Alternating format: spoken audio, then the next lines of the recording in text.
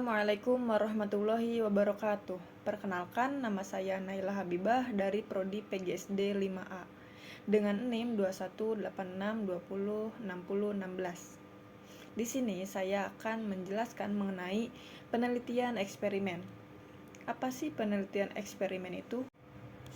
Nah, metode penelitian eksperimen menurut Sugiono tahun 2018 adalah metode penelitian yang digunakan untuk mencari pengaruh perlakuan tertentu terhadap yang lain dalam kondisi yang terkendalikan. Nah, kendali kondisi atau kontrol yang dimaksud biasanya dilakukan melalui bandingan langsung terhadap sesuatu yang tidak diberi perlakuan. Dengan demikian, dapat dilakukan komparasi secara langsung antara subjek yang diberi perlakuan dan subjek yang tidak diberi perlakuan. Dengan begitu, kita dapat benar-benar memastikan dan mencermati lebih dalam bahwa tindakan hanya benar-benar akan memberikan dampak atau pengaruh apabila dilakukan pada subjek. Nah, menurut pendapat lain, yaitu pendapatnya Nana Shaudih Sukmadinata, metode eksperimen merupakan pendekatan penelitian kualitatif yang paling penuh dalam arti memenuhi semua persyaratan untuk menguji hubungan sebab akibat. Nah, penelitian eksperimental juga merupakan penelitian yang bersifat prediktif, yaitu meramalkan akibat dari suatu manipulasi terhadap variabel terikatnya. Artinya, penelitian ini biasa dilakukan dengan asumsi dasar atau hipotesis yang telah ditentukan sebelumnya, untuk kemudian dibuktikan kebenarannya melalui tindakan atau kondisi yang terkendalikan. Nah, selanjutnya yaitu ada jenis-jenis metode penelitian eksperimen.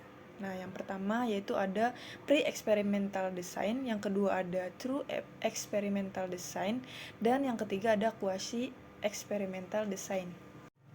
Nah, yang pertama yaitu ada pre-experimental design atau desain pra-eksperimen. Nah, ini menerapkan perlakuan kepada subjek penelitian tanpa adanya kelompok kontrol atau bandingan yang tidak diberi perlakuan. Nah, selain itu juga, pra-eksperimen ini proses penelitiannya fokus pada dampak perubahan dari perlakuan subjek penelitian yang diamati.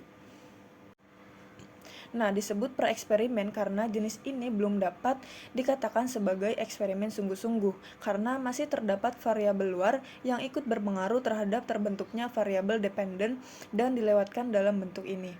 Hal tersebut terjadi karena tidak adanya variabel kontrol dan sampel tidak dipilih secara acak.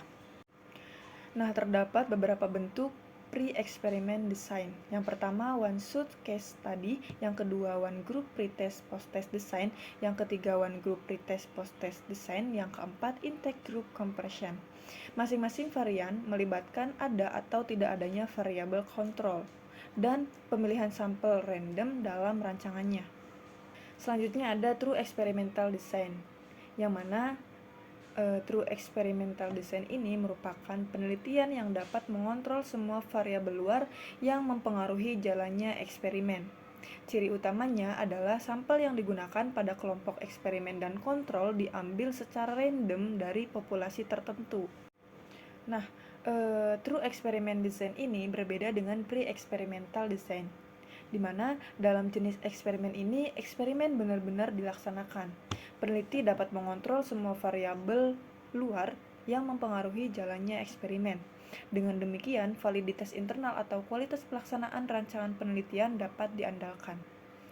Nah, desain ini juga dibagi menjadi dua. Yang pertama ada post-test only control design dan pretest post-test control group design. Nah, yang selanjutnya yaitu ada quasi-experimental design. Desain eksperimen quasi adalah desain eksperimen yang melakukan kontrol terhadap beberapa variabel non-eksperimental dan ada kelompok kontrol sebagai kelompok komparatif untuk memahami efek perlakuan. Nah, desain eksperimen ini merupakan pengembangan dari true experimental design yang sulit dilaksanakan. Desain ini memiliki kelompok kontrol tetapi tidak dapat berfungsi sepenuhnya untuk mengontrol variabel-variabel luar yang mempengaruhi pelaksanaan eksperimen. Nah, metode kuasi ini disebut pula dengan metode penelitian semu. Metode penelitian eksperimen semu adalah penelitian yang sifatnya mendekati penelitian eksperimen, tidak dapat dikatakan benar-benar eksperimen, karena subjek penelitiannya adalah manusia, yang berarti subjek tidak dapat dimanipulasi dan dikontrol secara intensif. Nah, terdapat dua bentuk desain quasi-eksperimen ini. Yang pertama yaitu time series design dan non-equivalent control group design. Baik, sekian penjelasan dari saya mengenai metode penelitian eksperimen. Kurang dan kurangnya mohon maaf. Wallahul muwaffiq ila aqwamit thoriq. Wassalamualaikum warahmatullahi wabarakatuh.